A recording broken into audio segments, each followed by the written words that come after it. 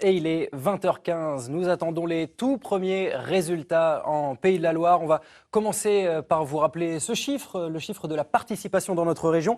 À 17h, une participation en recul à 43%, moins 1,6 point par rapport à il y a 5 ans en 2017. Et les résultats, vous l'avez dit Maxime, se font donc attendre pour ce premier tour des législatives. C'est un peu normal, un certain nombre de bureaux de vote ont fermé à 19h et à 20h, il y a seulement quelques minutes, à Nantes et à Saint-Herblain.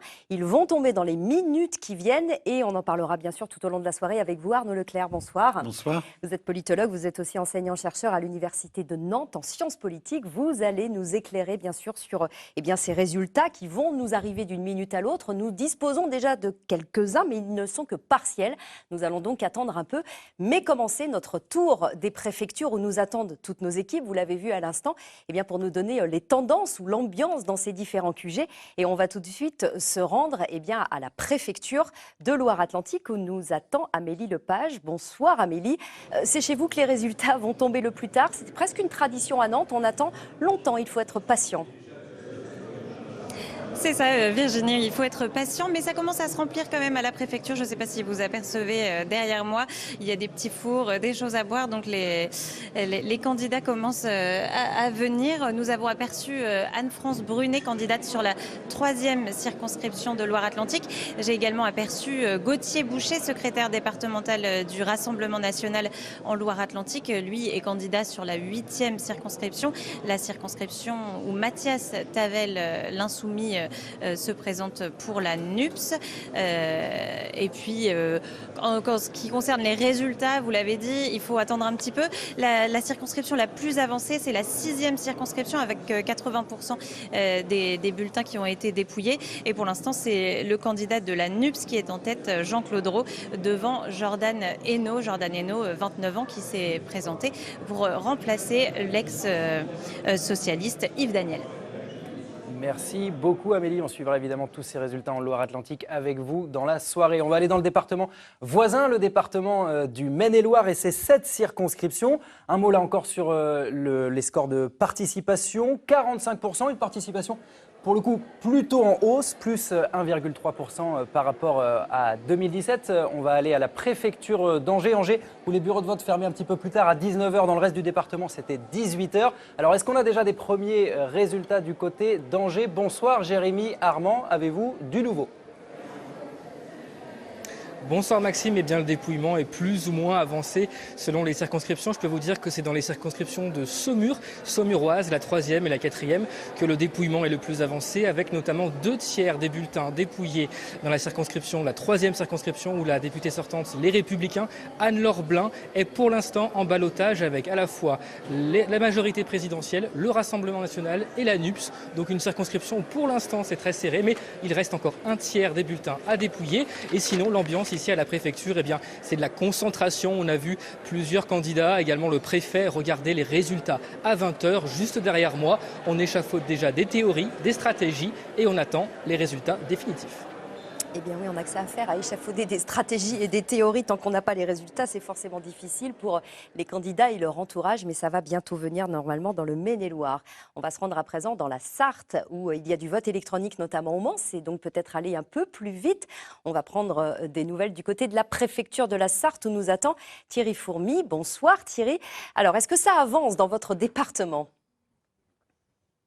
Oui, bonsoir Virginie. Nous sommes justement à l'extérieur, vous le voyez, de la préfecture de la Sarthe. Alors les représentants des différents partis arrivent les uns après les autres. On a pu voir notamment Marietta Caramanli, la députée sortante PS de la 2e circonscription, arrivée il y a quelques minutes, plutôt avec le sourire.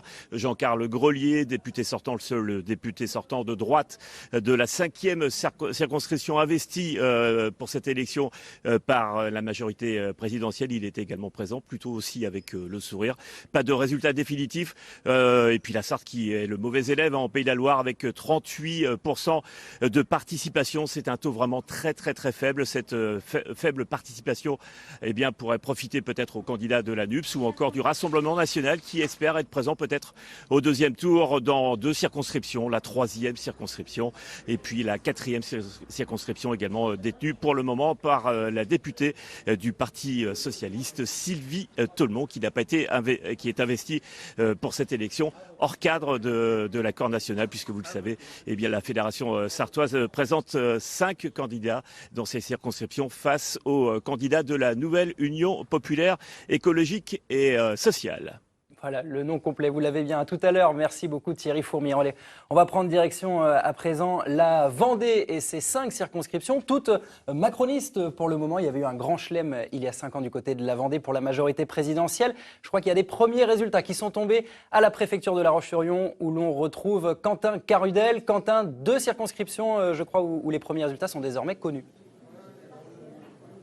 Eh bien oui Maxime, il y a désormais 2 circonscriptions, comme vous dites, où les résultats sont désormais connus.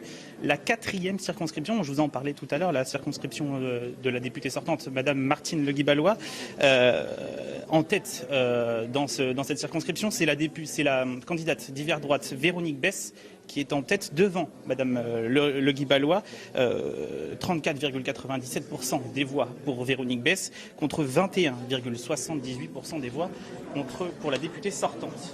Dans la 5e circonscription, aussi, nous avons aussi des résultats qui sont tombés. Pierre Henriet, député sortant, est en tête pour l'instant avec 37,39% des voix. Et c'est le Rassemblement national qui brigue la 2e place pour ce premier tour avec Isabelle Magnin qui obtient 20,99% des voix. Voilà, les premiers résultats tombent déjà en Vendée et vous le voyez derrière moi à la préfecture. C'est très studieux, ça regarde les résultats attentivement et ça bouge, ça commence à bouger ici en Vendée. Merci beaucoup. Et les tout premiers résultats, vous le voyez donc, ils sont pour votre département de la Vendée. On retrouvera dans un instant en duplex la députée sortante de cette 4e circonscription, Martine Le Guy-Ballois, qui est donc devancée par la maire des Herbiers, Véronique Besse. On y reviendra dans un instant. Il nous reste un département dans lequel nous ne nous sommes pas rendus. C'est la Mayenne, où on va tout de suite retrouver Pierre-Éric Cali depuis la préfecture. Alors Pierre-Éric, tous les bureaux de vote fermés à 18h dans votre département. Il y a 3 circonscriptions. C'est là qu'il y a le moins d'électeurs dans notre région. Et pourtant, toujours pas de résultat non plus? Et pourtant, et non, il faut être patient, mais c'est un peu le cas à chaque élection. On a l'impression que ce petit département va être rapide, mais on est moins rapide que la Vendée ce soir. Alors, il y a de plus en plus de monde à la préfecture ici à Laval, une 40aine de personnes, ce n'est pas énorme. Il y a quelques personnalités comme le président du conseil départemental, Olivier Richefou, le préfet, c'est normal, nous sommes chez lui. Et puis côté candidat, eh bien, il y a Alexandre Maillard, le candidat des Républicains de la première circonscription. La première circonscription, il n'y aura pas de suspense, c'est celle de Guillaume Garot qui part pour retrouver un fauteuil pour la 4e fois. Il y a également dans la salle Géraldine Bagné ou Jean-Michel Cadenas, le leader du Rassemblement national. Alors, la 2e circonscription, celle de Géraldine Bagné, eh bien, c'est la plus incertaine et la plus surprenante. Pourquoi ? Car la députée, 42 ans, Géraldine Bagné, qui représente la majorité présidentielle, a face à elle un candidat dissident. Lui aussi était macroniste, Christophe Langouette, le maire de Cossé-le-Vivien, président de la communauté de communes de Cran. Il s'est déclaré challenger, mais en indépendant, et donc il a été exclu de facto de La République En Marche.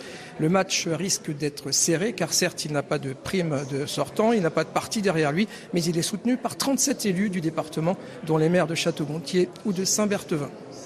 Et on verra si la prime aux élus locaux joue dans cette élection législative, notamment dans le cas de Christophe Langouet, maire de Cossé-le-Vivien. Merci beaucoup Pierre-Éric Cali. Je précise que tout au long de cette soirée et même dans les jours prochains, vous pourrez consulter notre site internet. Le QR code s'affiche à l'instant pour vous rendre sur notre site et découvrir tous les articles, les résultats aussi qui vont bientôt arriver, Maxime.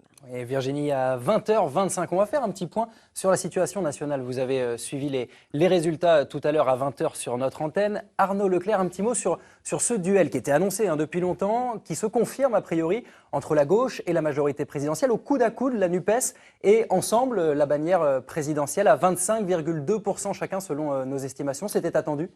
C'était attendu, mais il faut faire attention entre le résultat des scores et le résultat de projection en termes de sièges. C'est très très différent, puisque le Rassemblement national, qui sera la 3e force, 19% à peu près, aura sans doute un nombre de sièges très faible en fait. Pour cette union de la gauche, on voit bien qu'il y a un score élevé, mais en même temps, la possibilité de le traduire en sièges est plus faible que pour la majorité présidentielle.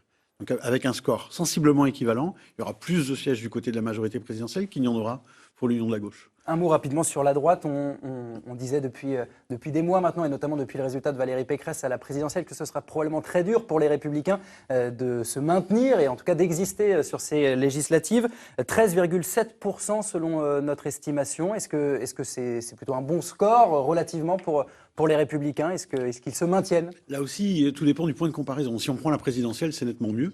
Mais si on prend la traduction potentielle en siège, ça veut dire quand même que ce mouvement Les Républicains est en grande difficulté et va considérablement régresser dans la vie politique française.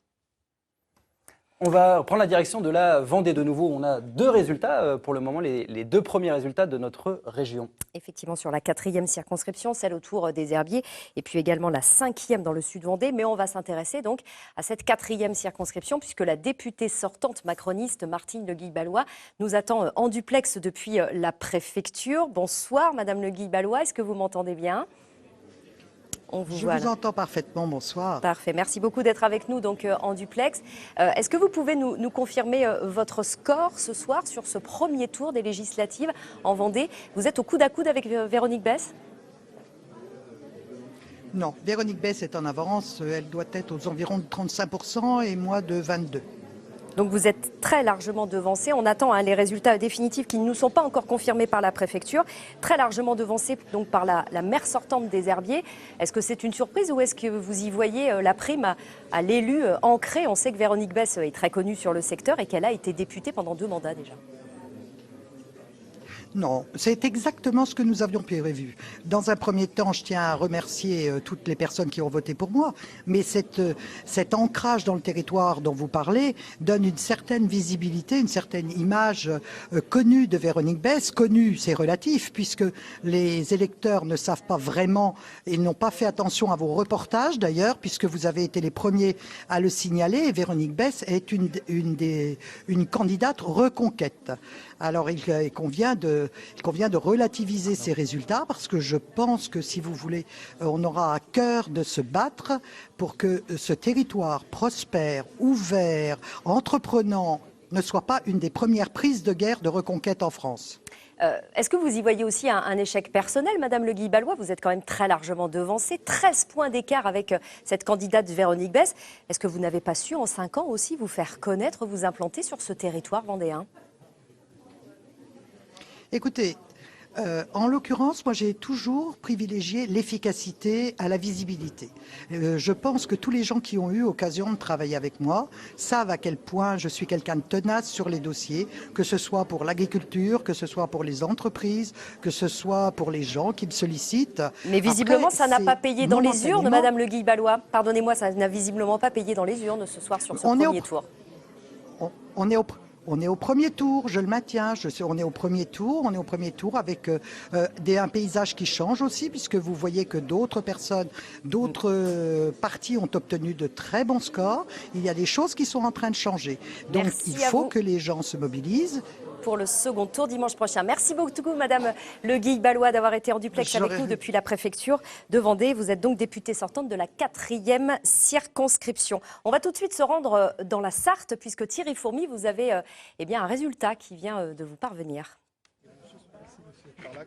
Oui, absolument. Premier résultat définitif, ou quasiment, puisque nous sommes à 99% de votes et de résultats enregistrés dans la 5e circonscription. Donc c'est Jean-Carl Grelier qui est en tête, le candidat de la droite qui est investi, vous le savez, par la majorité présidentielle. Il obtient 33,75% des suffrages et il sera opposé au deuxième tour à une candidate RN. C'est la première fois dans cette circonscription donc qu'un candidat du Rassemblement national sera présent au deuxième tour.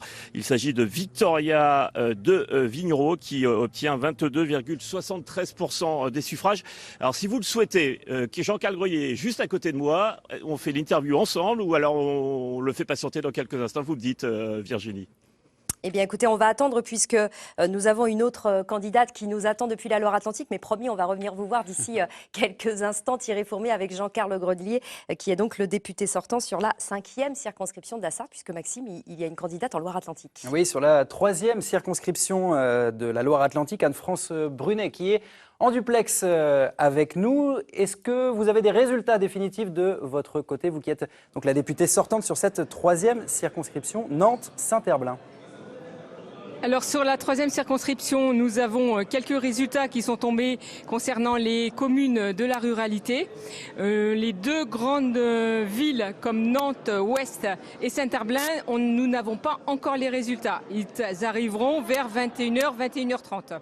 Et alors pour le moment, êtes-vous confiante sur l'issue du scrutin? On sait qu'on attendra donc en effet les résultats nantais, les bureaux de vote fermés à 20h. Pour le moment, dans quel état d'esprit êtes-vous à quelques minutes d'avoir donc ces résultats définitifs sur votre circonscription? Vous affronterez notamment Ségolène Ammiot pour la NUPES sous l'étiquette de la France insoumise.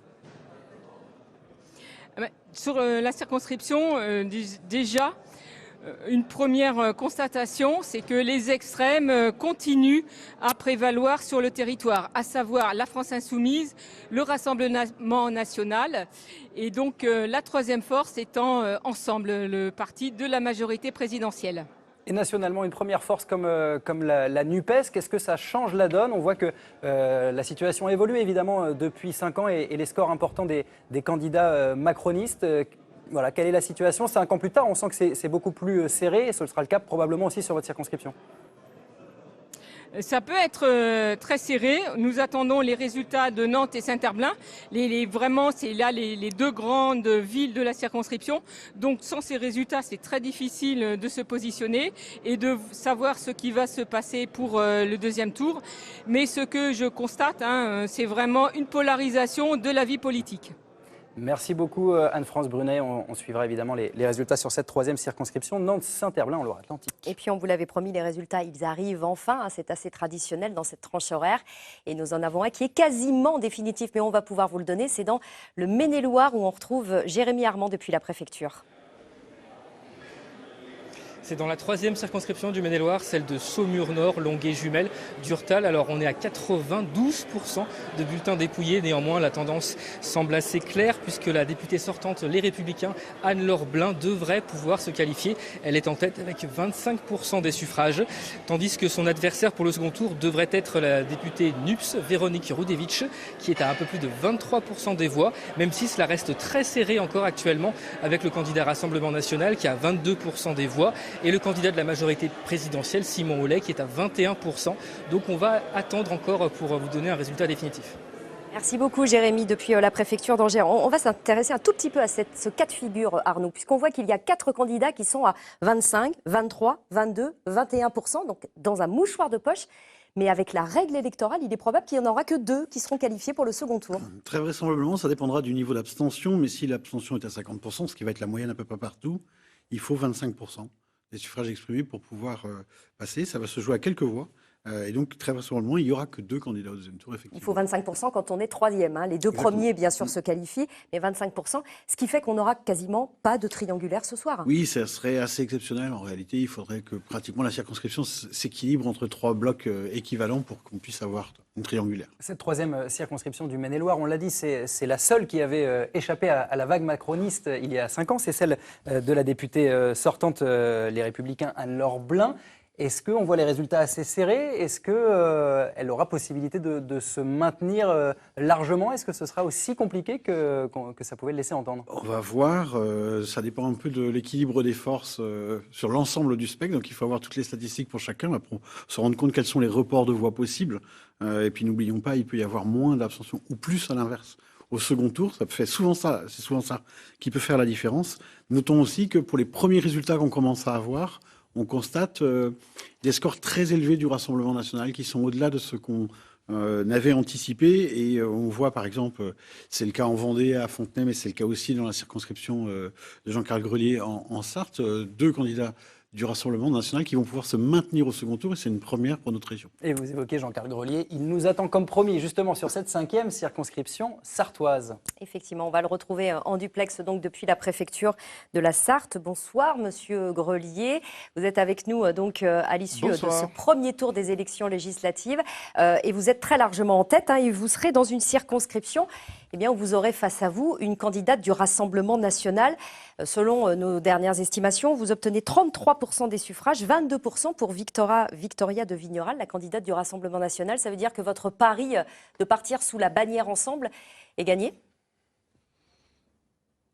Écoutez, je ne sais pas si ce pari est gagné. En tout cas, c'est une grande satisfaction de réaliser d'abord un score plus important, celui que j'avais réalisé au premier tour en 2017, puisque je l'améliore d'un peu plus d'1 millier de voix.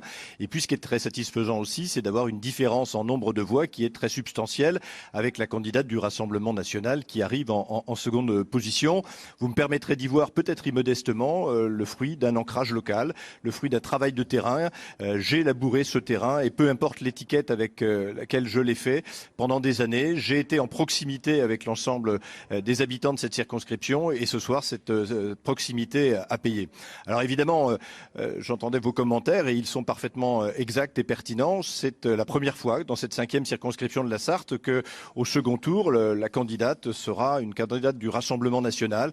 Mais ce sont des résultats qui finalement sont conformes à ceux du second tour de l'élection présidentielle puisque dans cette circonscription, le président de la République a remporté 55% des voix et Marine Le Pen avait fait un score de 45%. Et donc on retrouve un équilibre politique qui montre cette stabilité, qui est certes une petite révolution dans ce coin du nord-est de la Sarthe, mais qui montre une stabilité politique entre l'élection présidentielle et l'élection législative. Parce que c'est effectivement une circonscription qui avait l'habitude de basculer dans cette 5e circonscription. Jean-Carl Grelier, ça veut dire que si les résultats se confirment le week-end prochain, en tout cas que vous restez en tête, vous serez élu à nouveau député, cette fois sous la bannière Ensemble. Ça veut dire que vous siégerez bien sûr au sein de la majorité présidentielle et plus avec vos anciens amis des Républicains ? Non, effectivement, je siégerai sous les couleurs de la majorité présidentielle, mais je veux rappeler que j'ai quitté les Républicains en 2017 et pas il y a quelques semaines seulement, et que mon choix de rejoindre la majorité présidentielle à cette élection a été d'abord dicté par une mise en cohérence de mon départ des Républicains en 2017 à l'arrivée de Laurent Wauquiez, dont je ne partageais pas la ligne politique, avec la position électorale qui était la mienne sur cette élection législative. Donc oui, effectivement, un choix qui me paraît logique, cohérent et qui me conduira à siéger sous les couleurs de la majorité présidentielle. Même s'il reste encore, rappelons-le, un second tour et ce sera dimanche prochain. Merci beaucoup Jean-Carl Grelier d'avoir été avec nous en duplex de la préfecture de la Sarthe. Merci à vous. Arnaud, je souhaiterais qu'on revienne à présent sur un résultat qu'on a donné assez rapidement. C'est celui de Vendée, la 4e circonscription, Mortagne-les-Herbiers, où Véronique Besse arrive très nettement en tête, 35% des suffrages. Elle devance de 13 points la députée sortante Martine Le Guilh-Ballois. Ça semble très bien parti pour la maire des Herbiers. Oui, d'autant que dans cette circonscription, le Rassemblement national, il y a des réserves de voix pour Véronique Besse pour le second tour qui sont importantes. Le Rassemblement national fait près de 11 points. Il y a divers extrêmes droites qui représentent encore. Donc en réalité, il y a une majorité à la droite de la droite entre Véronique Besse et l'extrême droite. Il y a une majorité pour gagner cette circonscription. Donc pas de candidat reconquête et finalement. C'était le bon choix aussi pour Véronique Besse, même si elle réfute un tout accord. Hein. Oui, mais en réalité, nous savons qu'il y a eu un accord. En gros, tous les leaders politiques qui étaient ex-villiéristes ont bénéficié de ce soutien indirect. Et on voit que lorsqu'on est une personnalité ancrée, qu'on a fait 2 mandats, etc., là, ça joue effectivement. Même si ça ne joue pas forcément, on le verra dans un instant dans la Sarthe, puisqu'on apprend que Fabienne Labrette, qui est la maire de Fresnay-sur-Sarthe, n'ira pas au second tour, mais on y reviendra dans un instant, puisqu'on va partir à présent, Maxime, à Saint-Nazaire. Oui, je crois du côté de Saint-Nazaire, la 8e circonscription de Loire-Atlantique, celle d'Audrey Dufeu. Mathias Tavel est en duplex avec nous de Saint-Nazaire, candidat pour la NUPES sous la bannière de la France Insoumise. Bonsoir Mathias Tavel. Avez-vous un résultat définitif du côté de Saint-Nazaire ? Bonsoir. Définitif, pas encore, mais en tout cas, la tendance est très nette et très claire sur le fait que nous sommes qualifiés pour le 2e tour et que, de toute évidence, c'est ma candidature qui arrive en tête devant celle de la députée sortante macroniste. Ça veut dire que c'est un parachutage réussi, Mathias Tavel. Mathias Tavel, on vous a souvent collé l'étiquette du parachuté, vous qui êtes sartois et qui êtes donc candidat sur cette 8e circonscription de Loire-Atlantique. Ça signifie que le pari est gagné, que finalement les électeurs vous ont suivi sur Saint-Nazaire, vous qui venez donc de la Sarthe et donc qui avez été désigné premier là, sur ce premier tour des législatives. C'était un pari osé, il a donc réussi ? Ça, on verra dimanche soir prochain, parce qu'aujourd'hui, nous avons remporté une première manche, mais nous sommes là, candidats, pour gagner cette circonscription, comme pour gagner dans tout le pays. Et aujourd'hui, les conditions de la victoire sont réunies, mais il faut encore aller confirmer et amplifier ce vote dimanche. Donc c'est surtout, je crois, la volonté des électeurs de cette circonscription, mais on le voit dans tout le pays, de se donner une autre majorité à l'Assemblée nationale, de ne pas donner tous les pouvoirs à M. Macron, d'aller gagner la retraite à 60 ans, d'aller gagner la hausse du SMIC dès le 1er juillet pour ceux qui sont directement concernés, et puis les hausses des salaires pour les autres. En tout cas, voilà, c'est ça le résultat aujourd'hui. Le pari qui est gagné ce soir, c'est le pari du rassemblement. Ça veut dire aussi, justement, vous parlez de rassemblement, que la dissidence socialiste, celle de Xavier Perrin, l'adjoint au maire de Saint-Nazaire, David Samzin, n'a pas entravé votre résultat. Finalement, ce n'était pas une concurrence si forte sur cette 8e circonscription d'avoir un candidat dissident socialiste face à vous? C'était une concurrence dont, évidemment, on se serait bien passé si on avait pu, dès le premier tour, faire le rassemblement comme il s'est fait dans toutes les autres circonscriptions, et j'espère qu'il se fera au deuxième tour. Vous l'appelez à vous rejoindre, évidemment, mais en tout cas, les électeurs tour. ne se sont pas... Moi, j'appelle tous les électeurs qui, ce soir, n'ont pas voté pour les candidats de M. Macron à faire dimanche prochain le seul choix qui est aujourd'hui possible désormais pour que M. Macron n'ait pas la majorité, c'est-à-dire voter pour la nouvelle Union populaire et pour ma candidature. Ma candidature, c'est une candidature de rassemblement depuis le début, et ce rassemblement, il n'a pas d'autre limite que tous ceux qui veulent demain un autre gouvernement et une autre majorité à l'Assemblée. Merci beaucoup Mathias Tavel, candidat NUPS, la France Insoumise, sur la 8e circonscription de Loire-Atlantique. Arnaud Leclerc, un mot sur cette 8e circonscription. C'est un des points chauds du département. Mathias Tavel qui serait donc en tête. Qu'est-ce que ça veut dire sur ce parachutage réussi donc ? Ça veut dire que l'élection législative, elle a deux faces. Elle est à la fois une élection nationale et une élection locale. On voit dans certains cas, on vient de le voir en Vendée, un ancrage local peut suffire pour l'emporter. Et on voit dans d'autres cas, au contraire, c'est le positionnement politique national qui est déterminant. Ici, c'est le candidat de la France Insoumise qui incarne quelque part l'union de la gauche et qui bénéficie de... Et qui a surfé sur cette dynamique Jean-Luc Mélenchon, Premier ministre, cette communication importante qui a été faite avant ces législatives. Complètement, ça fait partie du jeu. Juste qu'on va regarder aussi quand même, quand on va comparer terme à terme, je pense que finalement, les dissidences ne jouent pas le même rôle partout. Dans certains cas, elles vont vraiment handicaper la gauche. Apparemment, ça va être le cas dans la Sarthe. Et dans d'autres cas, si la dissidence est faible, finalement, l'union de la gauche peut l'emporter assez aisément. Et vous parlez de dissidents, et bien justement, il y a un résultat qui concerne un dissident en Mayenne. Cette fois, c'est sur la 2e circonscription, celle de Château-Gontier-Saint-Berthevin, donc plutôt au sud du département. C'est la députée sortante Géraldine Bagné qui arrive en tête, devant le candidat de la NUPS Europe Écologie Les Verts, Grégory Boisseau. On voit en revanche que Christophe Langouet, le maire de Cossé-le-Vivien, qui était le co-animateur de la campagne présidentielle d'Emmanuel Macron en Mayenne et qui était donc dissident, exclu du parti, eh bien lui ne passera pas la barre du second tour puisqu'il est éliminé avec un peu plus de 19% des suffrages. On évoquait aussi la situation tout à l'heure de Fabienne Labrette. C'était la candidate Les Républicains, une des rares à afficher encore l'étiquette, et cette fois c'est dans la Sarthe, dans la première circonscription. Eh bien là, c'est une énorme déception pour elle. On la retrouvera dans quelques minutes avec nous, puisque nous avons une équipe qui la suivait ce soir. Elle fondait beaucoup d'espoir sur cette élection, mais elle n'arrive, vous le voyez, que 4e sur cette circonscription Le Mans-Sillé-le Guillaume. Et c'est donc Julie Delpech, qui est la candidate de la majorité présidentielle, qui arrive en tête. Mais elle est talonnée d'assez près par la candidate LFI Ghislaine Bonnet, avec près de 23% des suffrages. Fabienne Labrette, c'est la maire de Fresnay-sur-Sarthe, ancienne députée, qui avait beaucoup d'espoir et qui se disait que le résultat du premier tour de la présidentielle avec Valérie Pécresse n'aurait peut-être pas d'impact sur ce département de la Sarthe. Et on voit bien que si, Arnaud, en fait, là, les Républicains s'effondrent, y compris dans un fief historique pour eux. Oui, et ça, on pouvait s'y attendre. Pour le coup, les Républicains, ils ont été vraiment sonnés par ce qui s'est passé à la présidentielle. Et pour tous les candidats qui portaient l'étiquette républicain, c'était très compliqué, très clairement. Ils affrontaient des fronts extrêmement contraires. Donc, c'était pas illogique. Dans une circonscription où c'était très challengé, c'est pas illogique qu'ils soient en difficulté. Est-ce qu'il faut s'attendre au même type d'enseignement sur les figures connues? Fabienne Labrette-Ménager était donc députée de 2007 à 2012. Ça veut dire que les responsables politiques qui faisaient partie du paysage depuis des années et des années ne peuvent pas forcément capitaliser là-dessus, sur ce type d'élection. Non, c'est compliqué. Je pense qu'à la fin de la soirée, on pourra même calculer combien il y a de gens qui sont du Parti républicain qui sont au second tour. Et on verra que par rapport à ce qu'est la tradition de cette région, on est dans une rupture complète. Alors avant de retourner voir Géraldine Bagné justement en Mayenne, on va faire un petit détour par le Maine-et-Loire où nous attend Jérémy Armand. Jérémy, je crois que vous avez un nouveau résultat qui vient de tomber dans votre département du Maine-et-Loire.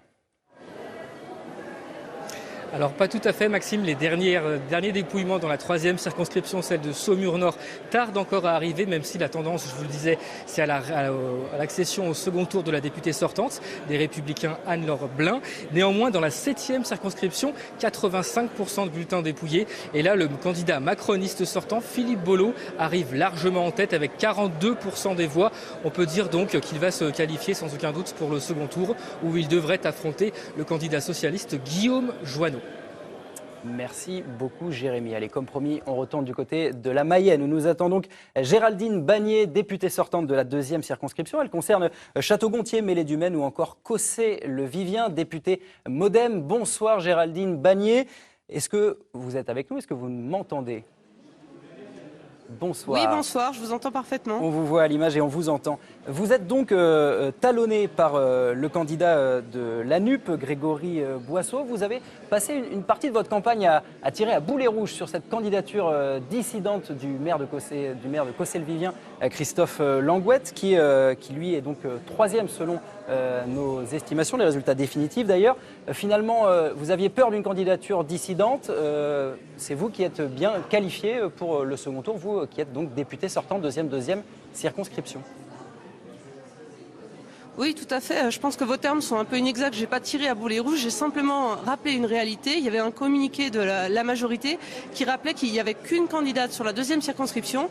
C'était moi. Et donc, comme la campagne du dissident était ambiguë, je pense qu'il fallait rappeler qu'il y avait une seule candidate qui était soutenue par Horizon, Renaissance, le Modem. Et donc, voilà, moi, j'ai fait que rappeler les faits. Alors on voit et je sors en tête, donc c'est plutôt positif. Et vous êtes en tête effectivement avec 4 points d'avance sur Grégory Boisseau pour la NUP sous l'étiquette EELV, un candidat écologiste. Sur quoi pourrait se jouer éventuellement cette affiche du second tour contre un candidat de la gauche sur votre circonscription?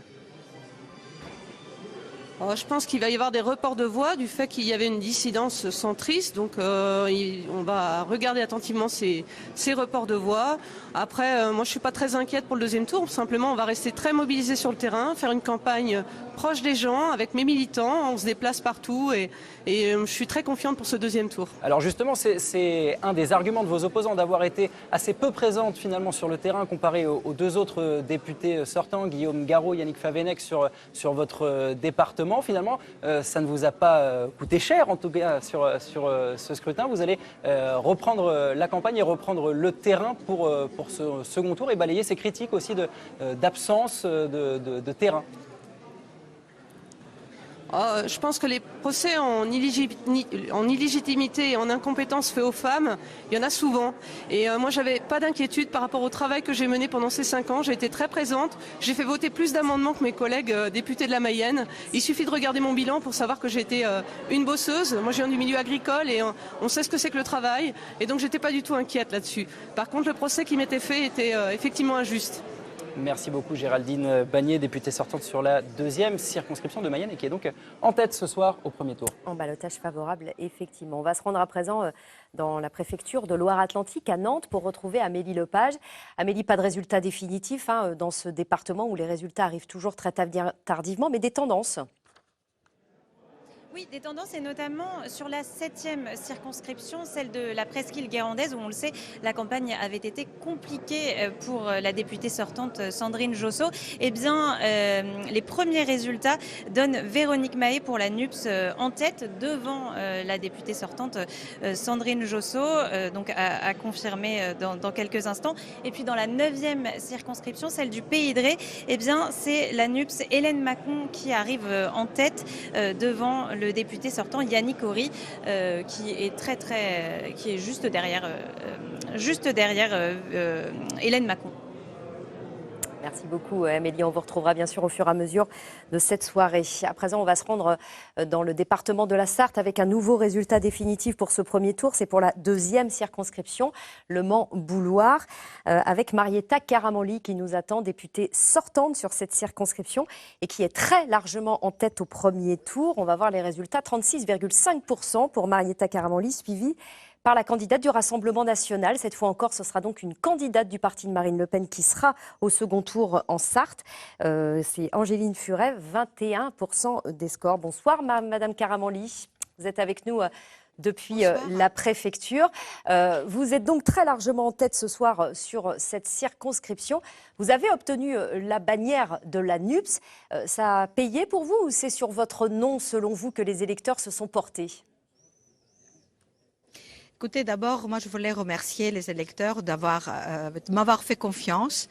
Et je crois que c'est le travail aussi du terrain qui finit par payer. Mais le rassemblement autour de ma candidature et l'ensemble des forces politiques de NUPES font que aussi ça a validé d'une certaine manière ce que je faisais sur le terrain et la reconnaissance aussi politique. Sur le terrain, donc ça veut dire que pour vous, en fait, c'est aussi votre ancrage local qui a pu payer. On voit aussi sur votre circonscription que la candidate Horizon, elle est éliminée. C'était Alexandra Monet, qui n'était pas du territoire de la Sarthe. Elle est éliminée. Ce sera donc un duel face au Rassemblement national pour ce qui vous concerne le week-end prochain. Oui, et c'est inquiétant. D'abord, c'est un rassemblement quand même, non seulement, alors, il y a le travail de terrain, il y a là aussi le rassemblement de toutes les organisations politiques de gauche. C'est quand même la première fois que nous avons un rassemblement des gauches, des écologistes sur la circonscription. Et ça, je tenais à le saluer. Ce qui m'inquiète, c'est cette montée nationale, et un peu partout, y compris dans la Sarthe, du Rassemblement national, qui est quand même plutôt sur une position idéologique. Et je crois que pour nos concitoyens qui envoient aussi un double message, à la fois par leur colère en votant Rassemblement national, mais aussi par l'abstention, qui reste une semaine pour mobiliser toutes les forces politiques progressistes, je dirais sociales, environnementales, européennes, qui fassent finalement le barrage à ce Rassemblement national. Merci beaucoup, Madame Karamanli, d'avoir été en duplex. Je rappelle donc que vous êtes très largement en tête sur cette deuxième circonscription dont vous êtes la députée sortante. Et Virginie, un résultat important concernant la Mayenne avec Yannick Favennec qui est le député sortant sur la troisième circonscription qui concerne Mayenne, Ernée ou encore Goron, député de centre droit qui cette fois a été investi par la majorité présidentielle. Et il est donc réélu dès le premier tour. Yannick Favennec, qui siégera donc avec le parti Horizon, 57,13% des voix. Alors on ne s'attendait pas à une réélection dès le premier tour. Finalement, c'est le cas en Mayenne sur la troisième circonscription. On ne s'y attendait pas parce qu'en 2017, il y avait eu un phénomène bizarre. Il y avait eu 0 élus au premier tour sur l'ensemble de la région. Et globalement, en France, pas beaucoup d'ailleurs d'élus. Et tendanciellement, on voit que d'élection en élection, elles sont tellement concurrentielles qu'il y a de moins en moins d'élus au premier tour. Mais là, sur une personnalité qui domine la scène politique de cette circonscription de la Mayenne depuis longtemps, et ben, finalement... 5e mandat pour Yannick Favennec. Exactement. Il se fait élire et assez aisément dès le premier tour. Et puis, juste un résultat qui concerne Le Mans-Sablé qui vient de tomber à l'instant. Eh bien, ce sera un duel probablement peut-être unique dans notre région.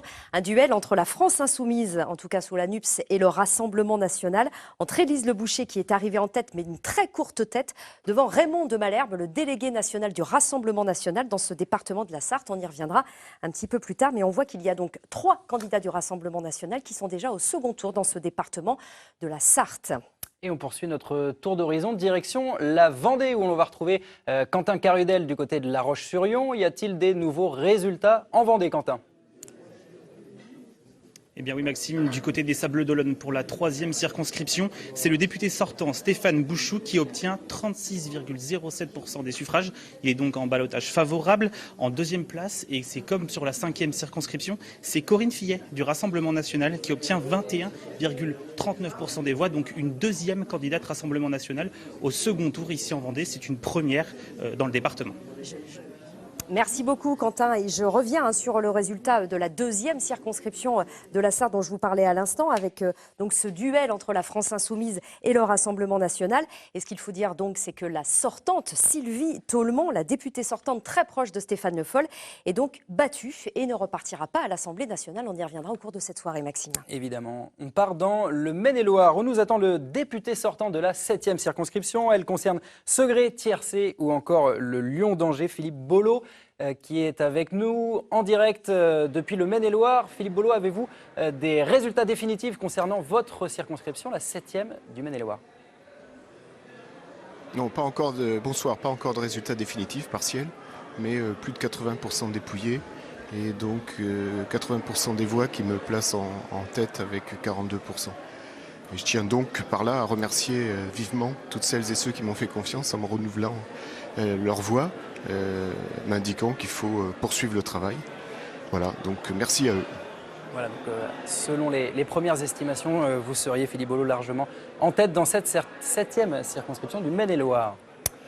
Pas de résultat non plus en Loire-Atlantique définitif, mais on s'y intéresse malgré tout, notamment à la 8e circonscription, c'est celle de Saint-Nazaire que convoite très étroitement la France Insoumise et la gauche. On a entendu Mathias Tavel, le leader insoumis sur cette circonscription, s'exprimer il y a quelques instants. Et on va retrouver tout de suite en duplex la députée sortante macroniste, c'est Audrey Dufeu.